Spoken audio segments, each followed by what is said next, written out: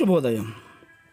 Global బెతేనియా Calvary ministry తరపున ఈ ఉదయకాల సమయంలో మరొక్కసారి మీ అందరితో కూడా కలుసుకుని దేవుని యొక్క పరిశుద్ధమైన మాటలు ధ్యానించుటకును దేవుడు నాకు ఇచ్చిన మధురమైన అవకాశమును బట్టి దేవునికి ప్రత్యేకమైన వందనాలు తెలియచేస్తున్నాను. ఈరోజు కూడా పరిశుద్ధమైన వేద గ్రంథంలో నుండి మొదటి యోహన్ రాసిన పత్రికలో నుండి ఒక మాటను చదువుతున్నాను. దయచేసి గమనించమని ప్రభు పేరిట మనవి చేస్తున్నాను. మొదటి యోహానుకు రాసిన పత్రిక 1వ అధ్యాయము 3వ వచనాన్ని నేను చదువుతున్నాను.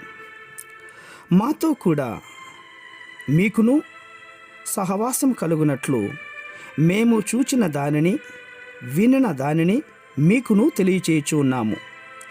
మన సహవాసం అయితే తండ్రితో కూడాను ఆయన కుమారుడైన యేసు క్రీస్తుతో కూడాను ఉన్నది.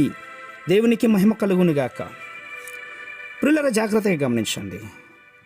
మన సహవాసం అయితే మన తండ్రితో కూడాను ఆయన కుమారుడైన యేసు క్రీస్తు కూడా ఉన్నది అని చెప్పబడుతుంది.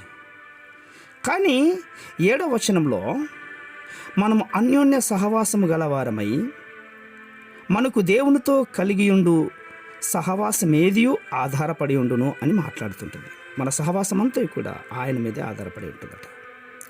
యేసుక్రీస్తు వారు మనలను ఆయన యొద్దకు ఆకర్షించడమే మాత్రమే కాకుండా ఇతర విశ్వాసులతో కూడా మనకు సంబంధం కలిగి ఉండాలి అన్నటువంటిది తెలియపరుస్తున్నాడు.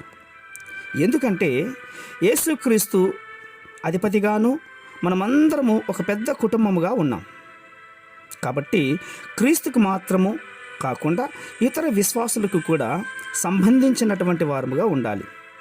దీనికి సాదృశ్యంగా ఇంతకుముందు పూర్వకాలంలో మనకి సైకిల్ అన్నటువంటి ఉండేటివి.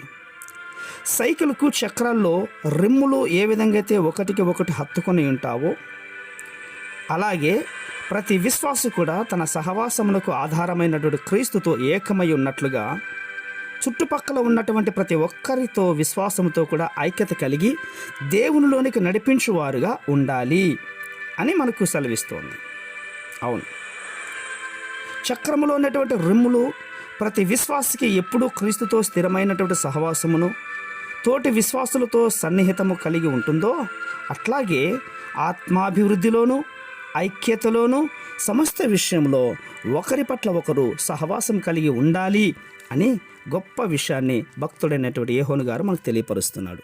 ఈ మాటను పెడచెవిన పెట్టకుండా మన హృదయంలో నాటబడినట్లుగా మనమందరము కూడా తండ్రితోనూ కుమారునితోనూ ఐక్యము కలిగిన వారుగా ఉన్నట్లయితే కనుక రాబోయే రోజుల్లో అద్భుతమైనటువంటి రిజల్ట్ మనందరి జీవితాల్లో చూడబోతున్నాం. అట్టి కృప దేవుడు దయచేయునుగాక. పరిశుద్ధమైన మా ప్రియ పరలోకపు తండ్రి, అవును నాయన, విశేషంగా ప్రభా నేటి దినములో ఈ ఉపవాస కూడికేందున ప్రభా మీతో సహవాసం కలిగి ఉండులాగున తండ్రి యొక్క ఆశీర్వాదములకు పాత్రలుగా ఈ మాటలు వింటున్న వారందరికీ మీరు దయచేస్తున్నందుకే స్తోత్రాలు అర్పించుకుంటూ చిన్న ప్రార్థనను మా రక్షకులను యేసయ్య బట్టి అడిగి వేడుకను పొందుతున్నాం మా తండ్రి.